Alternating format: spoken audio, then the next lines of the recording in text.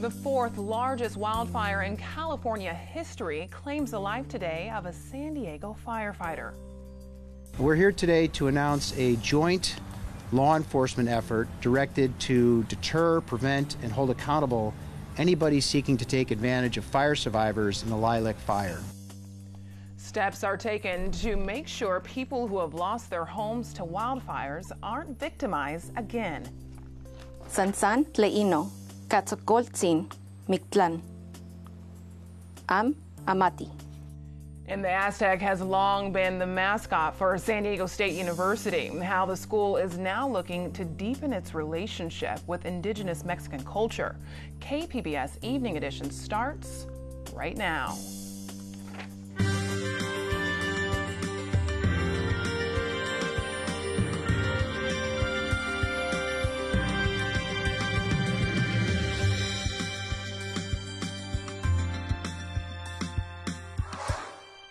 Good evening and thanks for joining us. I'm Ebony Monet. A firefighter has died today battling the Thomas Fire in Ventura. CAL FIRE says he was an engineer from the San Diego area. No other details about his death have been released. It's the second death linked to the Thomas Fire. A woman was killed last week in a car crash while evacuating. The Thomas Fire continues to rage and has burned more than 200,000 acres. It's about 30% contained. A newly formed law enforcement task force in San Diego County is canvassing neighborhoods burned in the Lilac Fire. KPBS reporter Susan Murphy tells us they're looking for unlicensed contractors and scam artists preying on fire victims. Specifically, anyone seeking to take advantage of them with regard to perpetrating fraud against them. As Lilac fire victims made their way through the County of San Diego's Fire Assistance Center at the Vista Library, learning how to rebuild their homes and their lives, California Insurance Commissioner Dave Jones was in the parking lot issuing a harsh warning. We're here today to announce a joint law enforcement effort directed to deter, prevent, and hold accountable anybody seeking to take advantage of fire survivors in the Lilac Fire. Nearly 200 homes were destroyed last week when the raging Lilac Fire turned entire neighborhoods into charred wastelands. Dozens were at the Montserrat Country Club retirement community. Jones says vulnerable fire victims often become targets, especially seniors. All too often, in the wake of these terrible natural disasters like wildfires, scam artists fled into the area to take advantage. They can be individuals posing as insurance professionals, offering help, and then ripping money from the homeowners. They can be unlicensed contractors who offer to repair one's dwelling, but it turns out they don't have a license. The new task force also includes law enforcement officers from the California Department of Insurance, the Contractors State License Board, and the San Diego County District Attorney's Office. As the commissioner, I've taken a number of actions to protect consumers in Southern California. Jones also announced several additional steps to help fire victims. One is a request to insurers to expedite claims and provide advanced payment of up to 4 months of living expenses to homeowners. It was good news for 77-year-old Richard Anderson. He has spent the past week sifting through ashes. It's all that's left of his home at the Montserrat Country Club, where he has lived for 7 years. And we did find some melted silver. Anderson and his wife, Toy, hope to get a new manufactured home after the debris has been cleared. So we plan to put a unit on at some point. The couple says they're thankful to know a team of law enforcement officials will be watching out for them. Susan Murphy, KPBS News. The Federal Communications Commission has voted to undo Obama-era net neutrality rules that guaranteed equal access to the internet. The 3-2 vote was along party lines. Republican FCC Commissioner Michael O'Reilly says the internet ran smoothly before net neutrality, and it will continue to do so after. This decision will not break the internet. What we are doing is reverting back to the highly successful, bipartisan, governmental approach that existed before 2015. The broadband industry has promised that the internet experience isn't going to change, but consumer advocates warn that the reversal of net neutrality could allow phone and telephone and cable companies to control what the public sees and does on the internet. Democratic Commissioner Mignon Clybourne says with today's decision, the FCC is shirking its duties to protect consumers. That a soon-to-be toothless FCC is handing the keys to the internet one of the most remarkable, empowering, enabling inventions of our lifetime, over to a handful of multi-billion-dollar corporations. Legal challenges to today's decision are in the works. California Senate leader Kevin De Leon says changes are coming on how the state legislature deals with sexual harassment claims. He says previously unreleased results of investigations will soon be released in an effort to be more transparent. We see it with journalists who've been accused. We've seen it in the sports world, the entertainment world, the political world, in every sphere imaginable. And it has been a process of deep self-reflection for this institution to change the way it has conducted itself for decades, if not generations. The Senate has also partnered with an organization to set up a hotline for victims of sexual harassment and assault. Those planning to enter the marijuana business on New Year's Day need to check their email. The State Bureau of Cannabis Control is sending out digital copies of business licenses ahead of time. The licenses should be received in the next few days. The original plan was to start issuing licenses on January 2nd, but the state wants businesses to be able to get to work as soon as possible. We are going to be closed on January 1st, so in order to meet our mandate, we're issuing licenses early with an effective date of January 1st. So licensees will receive their license electronically. They'll be able to print it out, post it in their store, and they just will begin operating on January 1st. The state plans to license hundreds of businesses to take part in marijuana legalization. Remedial education in California's community colleges is changing. For Latino and African American students, that could be a good thing. A new analysis from KPBS partner iNewsSource shows how drastic the changes may be for students in these communities. iNewsSource reporter Brad Racino explains. At many California community colleges, students must take a placement exam before enrolling. It determines whether a student is ready for college-level classes or if they need to be placed into remedial classes first. Students don't earn credit toward an associate's or bachelor's degree in remedial classes, but they have to complete them before getting to a college-level class. iNewsSource found that hundreds of thousands of community college students in California are placed in remedial classes each year, and few complete what they started, especially Black and Latino students. Whites and Asians didn't fare much better, though data show they are far less likely to be placed among these low levels. The reason, according to academics, is colleges really like to rely on placement tests, but those tests don't always show the whole picture. A new California law requires colleges phase out reliance on these tests, and some schools in San Diego are already doing that, including San Diego Mesa College and Cuyamaca College. The results have been promising. Pass rates for underprepared students at Cuyamaca in college-level math jumped to 67% last year, up from 10% the year before. And Mesa quadrupled the number of African-American students who were passing entry-level English in one semester. We've built an interactive database showing remedial pass rates for California's community colleges broken down by race. To check out a college, go to inewssource.org/remedial. For KPBS, I'm iNewsSource reporter Brad Racino. This story was a collaboration by iNewsSource and the Hechinger Report, an education-focused nonprofit newsroom. iNewsSource is an independently funded nonprofit partner of KPBS. San Diego State will soon offer a course on the indigenous language of the Aztecs. KPBS reporter Megan Burke says the announcement comes a month after an advisory group to the university's president voted to discontinue the use of the Aztec mascot. The vote was non-binding but continues a decade-long debate on campus about the appropriateness of using a people to promote the school and its sports teams. Ramona Perez is director of the Center for Latin American Studies at SDSU and says the course is in response to that conversation. This is a reaction to respect, to notions of respect. The idea that we could learn the language across a student body sufficient to understand how to use it as part of our being a San Diego State Aztec, I think is important. Perez says, as with any language, learning Nahuatl will give students insight into a unique worldview. Vicky Caballero grew up speaking it and offers this example from a book of sayings. Sansan tleino, katzokoltzin, mictlan. Am amati. So in English, this is saying, up and down the well, I got used to hell.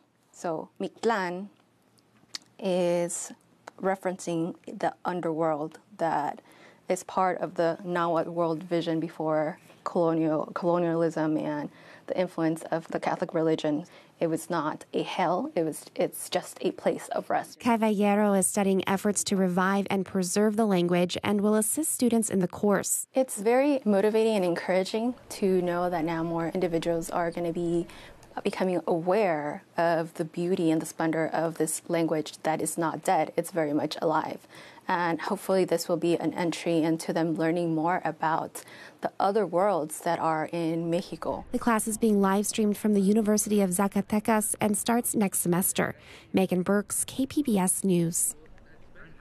New research from Sharp Mary Birch Hospital suggests a novel way of handling premature babies at birth may provide long-term benefits. KPBS health reporter Kenny Goldberg says the study tested 2 different methods of giving cord blood to more than 100 premature infants.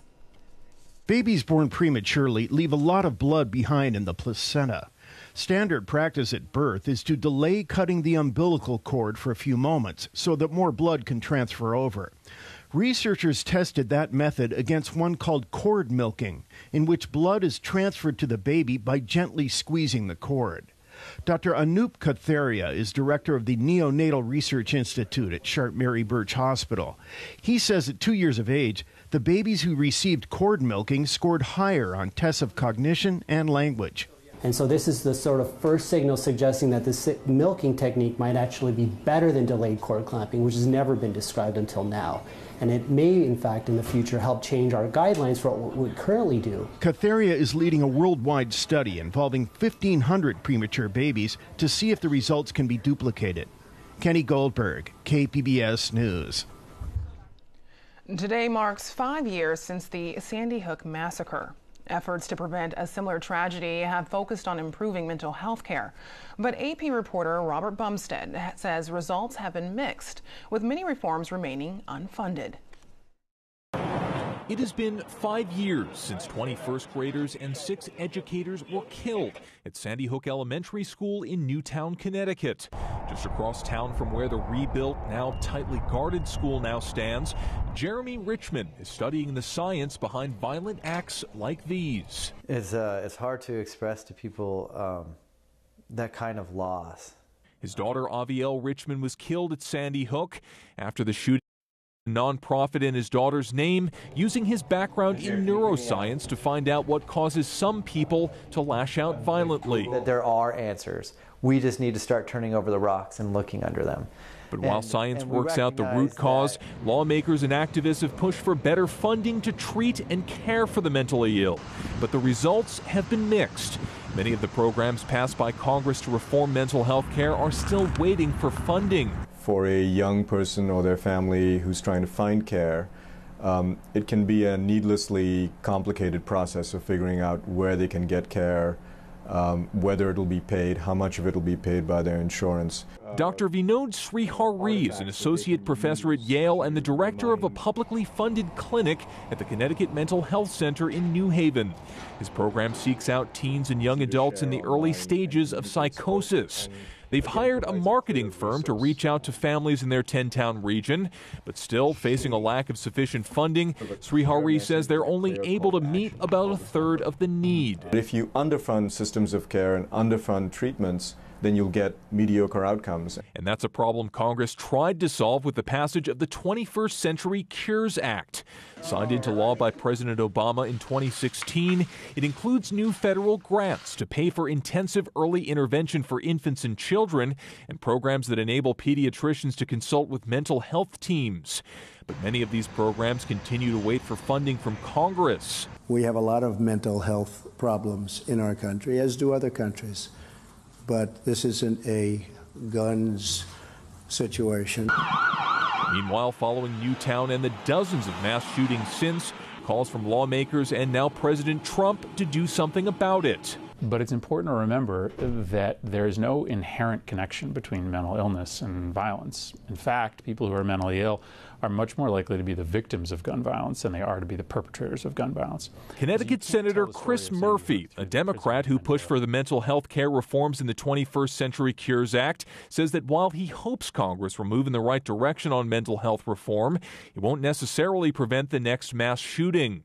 So you can't tell the story of Sandy Hook through the prism of mental illness. You have to tell it through the prism of both a mentally ill young man who had access to a weapon that allowed him to do something truly horrific. It's a concern even shared by Jeremy Richmond, who, despite his work and a personal connection to tragedy, warns the mental health issue is being used by some as a distraction from gun control. In other words, don't look here, let's get practical, don't look at the firearm, look at the shooter. So you have the sentiment, look no further, violence is a problem of the mentally ill. Robert Bumstead, Associated Press. I'm Judy Woodruff. Tonight on the NewsHour, Republicans try to iron out their final differences before a tax plan vote next week. Coming up at 7, right after Evening Edition on KPBS. San Diego researchers are studying the Navy's sand berms on the Silver Strand, hoping to learn how the oceans affects the protective structures. KPBS reporter Eric Anderson has details. Sand berms protect the Navy's amphibious base, which has already felt the effect of stormy weather. Recently, waves swept over the sand berms and washed away parts of a base parking lot. The Scripps Institution of Oceanography research team is digging into the sand near the high tide mark. Bob Guza is a professor emeritus at Scripps. He's overseeing the effort to bury a pressure sensor here. Water gets pumped through a pipe that softens sand under the long pole that anchors the sensors. So they're just making a pit of quicksand, and then they're going to jam that in the pit. The two buried sensors will measure water pressure. That gives researchers a picture of ocean levels and the waves moving above the device. Guza says learning how the sand berms erode when they're assaulted by high tides and storm-driven waves unlocks important information. If we have a body of knowledge based on what is happening now, and we can make 3 to 5 day forecasts about the berm, that puts us in a reasonable position to try to deal with conditions getting worse. That's welcome news for the Navy, which built these berms to keep high water from flooding their base. The research could help them design more resilient berms as climate change pushes up ocean levels. Jason Golomsky-Jones is the environmental director at Naval Base Coronado. If we don't have a beach and we don't have buildings, we really can't do the training that's necessary for our team to make sure that they're prepared and ready to go. Golomsky-Jones says this is part of the Navy's comprehensive strategy to deal with rising ocean levels without compromising their national defense mission. Eric Anderson, KPBS News. Dry weather and winds are staying around for a while. Aaron Calandra has more in tonight's forecast. Hopefully you had a nice day. We are seeing a bit more breezy conditions today than we saw yesterday. Tomorrow we'll have a little bit of a break, but then this weekend those winds are really going to kick up again. So we are under a red flag warning still. The interior areas, Ramona, Poway, Alpine, Mount Laguna, everyone there, high fire danger. Could see some wind gusts up to 50 miles per hour again throughout the weekend. But as far as precipitation, bone dry. Nothing is going on across San Diego County and nothing in the Southwest in general. That's why we're in this situation that we are in. So it's going to be pretty quiet the next couple of days. Temperatures tonight, 51 degrees, mainly clear, and that's how it will be for most people across the area. Borrego Springs, 45 degrees, Mount Laguna, 40, Alpine, 51, and Oceanside, 41 degrees tonight for our overnight lows. Friday, another dry, mild day. Again, it's going to be breezy out there, but not as windy as we're seeing today, and also not as windy as it will become, especially on Sunday. Right along the coast, we're not really seeing much of a windy situation at all in San Diego proper, but as soon as you move inland into those passes, the deserts, the mountains, that's where we're seeing those very windy conditions. In fact, we could even see a couple of clouds building right along the coast here for Saturday morning, and then lots of sunshine. So for tomorrow, it's going to be sunny, still above average temperatures, but you'll notice slowly we are cooling down closer to where we should be. For tomorrow, though, in Poway, 84 degrees, Ramona 79, Alpine 77, Chula Vista 78, and San Diego 77 degrees. Taking a look along the coast again, not as windy as the interior areas. Temperatures in those low 70s to upper 60s, so much closer to average temperatures with lots of sunshine. Inland, it's also going to be cooling down for the weekend. We're in the low 70s, so quite a drop in temperature there, and then sitting steady in those mid 70s with sunshine. The mountains, look at Sunday, 43 with a low of 29 degrees. It's going to be windy and also sunny. And then in the deserts, again, very gusty situation this weekend. Temperatures in the 70s and 60s. For KPBS News, I'm Erin Calandra. Since 1958, a local monastery has been home to monks from the Order of St. Benedict, whose daily lives revolve around prayer and work. KPBS's Maya Trabolsi introduces us to one monk whose everyday work has been a source of sweet joy. At the very top of a hill in Oceanside sits Prince of Peace Abbey. It's Sunday morning. 80-year-old Brother Blaze, a Benedictine monk, sits in the courtyard, warming himself in the sun before Mass.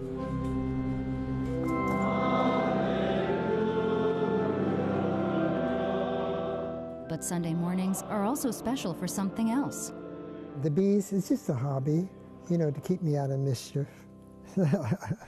Each week, Brother Blaze invites a group of kids to share his lifelong love of bees. This is not a very big studio for taking honey out. He uses no modern tools, preferring a more primitive experience. This is what it looks like. We have an electric knife. In order to get the honey out, we have to cut off this wax. To cut the wax off, they have to cut it off by hand, faster. And to extract it, they have to, run the machine by hand. I could get an automatic machine to do that for me, but then it would take away from the joy of the kids doing it. Okay, Blake, you're next. 11-year-old Blake Aponte first came here as a Cub Scout 3 years ago. To see some of the bees, and it looks like one got here now. He still relishes the process, as well as the final product he holds in his hands. I just think I'm probably going to keep it and not use it, just for memories. Here, Daniel, take a taste. Brother Blaze's passion for beekeeping started 30 years ago. Very good. And has grown with each new swarm collected from properties around the county.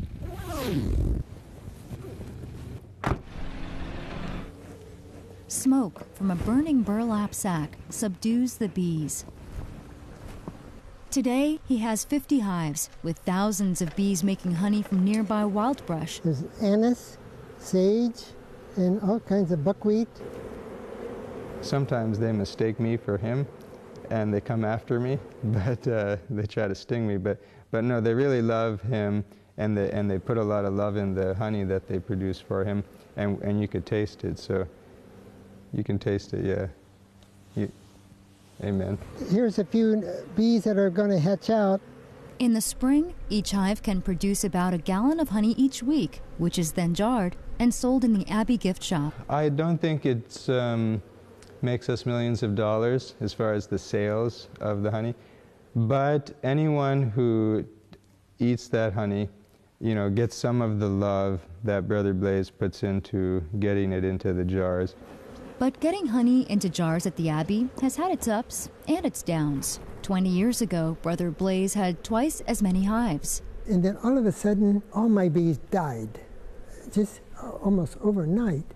They had just constructed 4 cell phone towers on our property. And I didn't think anything of it. I mean, those towers look innocent to me. The Abbey signed a long-term contract to house the towers on their property. Brother Blaze believed the microwaves from the towers interfered with the bees' internal navigation system, so they couldn't find their way home. But the towers were here to stay. So I took my cell phone, walked around until I didn't get any message down at the bottom of the hill. You don't get any signal down there in that little cul-de-sac. And so I moved my bees there, and I have no problem anymore. But now something else has come up, and it will have a much greater impact on the brothers' beekeeping. This is the general mailbox of the Abbey. If you're calling about the bees, Brother Blaze is no longer able to assist with that. You'll need to call somebody else. Thank you. They took a biopsy and they said, well, you have cancer. And so I resigned myself to, this is the end of my life coming, which is okay. I've had many years of good health, and we all got to go sometime. Brother Blaze says he puts his health and his future entirely in God's hands. Right now I have no pain, but I probably still have cancer. But I don't know the results of that until time will tell. Do you seek treatment for your cancer? No chemo and no radiation. The doctor said, you're way beyond that. Through the changes in season and in life, Brother Blaze hopes the Abbey will continue to be a place to seek reflection, prayer, and of course, honey. Maya Trabulsi, KPBS News. End of a perfect day. Thanks for joining us. Have a great night.